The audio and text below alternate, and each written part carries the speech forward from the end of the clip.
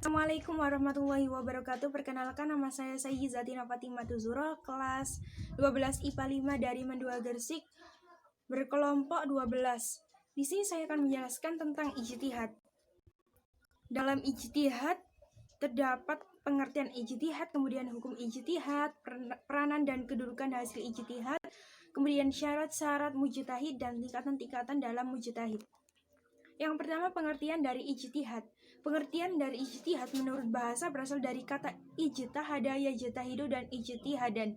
Yang artinya apa? Yang artinya mengerjakan segala sesuatu itu dengan cara yang sungguh-sungguh. Kemudian menurut para ahli usul fikih merumuskan bahwa pengertian ijtihad adalah mencurahkan seluruh kemampuan untuk menetapkan hukum syara dengan jalan istinbat. Jalan istinbat dimaksud dari sini itu apa? Mengeluarkan suatu hukum dari Al-Quran dan Al-Hadis. Seseorang yang melakukan suatu ijtihad disebut dengan mujtahid. Hukum ijtihad menurut Syekh Muhammad Qudari bahwa hukum ijtihad itu dapat dikelompokkan menjadi 3. Yang pertama wajib ain, yang kedua wajib kifayah, dan yang ketiga sunnah. Yang pertama wajib ain. Di sini memiliki pengertian bagi seseorang yang ditanya tentang sesuatu masalah itu akan hilang sebelum hukumnya diketahui, atau ia sendiri mengalami suatu peristiwa yang ia sendiri juga ingin mengetahui hukumnya.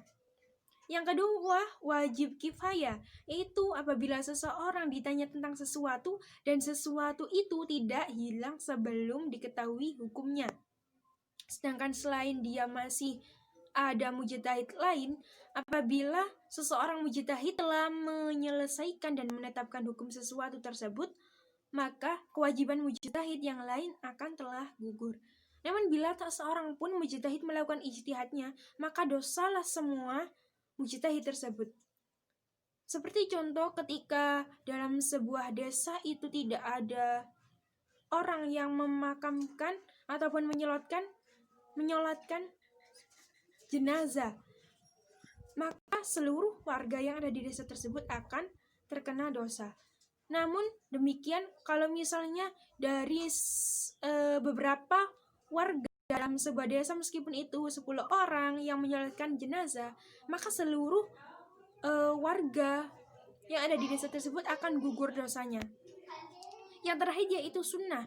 Sunnah di sini memiliki pengertian ijtihad terhadap suatu masalah atau peristiwa yang belum terjadi.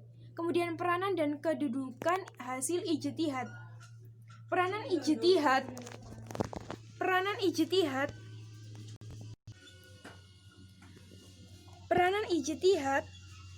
ialah ijtihad sangat diperlukan dan memiliki peranan yang sangat penting dalam mencari sandaran hukum yang benar. Mengingat banyak masalah yang secara jelas belum ditentukan hukumnya, baik dalam Al-Quran maupun Al-Hadis, jadi fungsi ijtihad sebagai sumber hukum Islam adalah untuk menetapkan suatu hukum di mana hal tersebut tidak dibahas dalam Al-Quran dan Al-Hadis. Jadi bisa dikatakan ijtihad merupakan sumber hukum yang ketiga setelah Al-Quran dan Al-Hadis. Kemudian kedudukan dari hasil ijtihad. Hasil ijtihad merupakan pendapat yang bersifat zanni, memiliki pengertian dengan dugaan yang kuat bagi kaum muslimin. Hasil ijtihad itu tidak mengikat dan tidak mengharuskan orang lain untuk mengikutinya. Bahkan pendapat hasil ijtihad seseorang tidak menghalangi orang lain untuk berijtihad dan menghasilkan pendapat yang berbeda. Kemudian syarat-syarat dari mujtahid. Seseorang diperbolehkan melakukan ijtihad bila memenuhi syarat-syarat tertentu. Syarat-syarat tertentu terbagi menjadi 3. Yang pertama syarat umum, yang kedua syarat khusus, dan yang ketiga syarat pelengkap. Yang pertama syarat umum, yaitu beriman, muhallaf, dan memahami suatu masalah. Yang kedua syarat khusus. Syarat khusus yang pertama yaitu mengetahui ayat-ayat Al-Quran yang berhubungan dengan masalah yang dianalisis, kemudian mengetahui sunnah-sunnah Nabi yang berkaitan dengan masalah yang dianalisis, mengetahui maksud dan rahasia hukum Islam, mengetahui kaidah-kaidah kuliah, mengetahui kaidah-kaidah bahasa Arab, mengetahui ilmu usul fikih dan ilmu mantik, kemudian mengetahui penetapan hukum ashal berdasarkan baro'ah asyiyah, dan yang terakhir yaitu mengetahui soal-soal ijma. Yang ketiga yaitu syarat pelengkap. Dalam syarat pelengkap ini kita harus mengetahui bahwa tidak ada dalil qat'i yang berkaitan dengan masalah yang akan ditetapkan hukumnya. Kemudian yang kedua, mengetahui masalah-masalah yang diperselisihkan oleh para ulama yang akan yang akan kita dan yang akan mereka sepakati. Mengetahui bahwa hasil ijtihad itu tidak bersifat mutlak. Yang terakhir, tingkatan-tingkatan dalam mujtahid.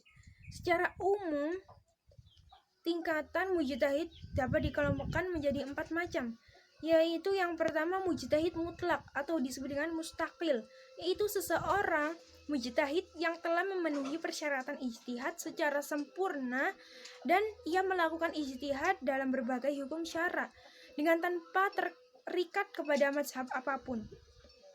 Kemudian mujtahid muntasyik atau disebut dengan ghairu mutsakil, yaitu mujtahid yang memiliki syarat-syarat ijtihad secara sempurna, tetapi dalam melakukan ijtihad dia menggabungkan diri kepada suatu mazhab dengan mengikuti jalan yang ditempuh oleh mazhab.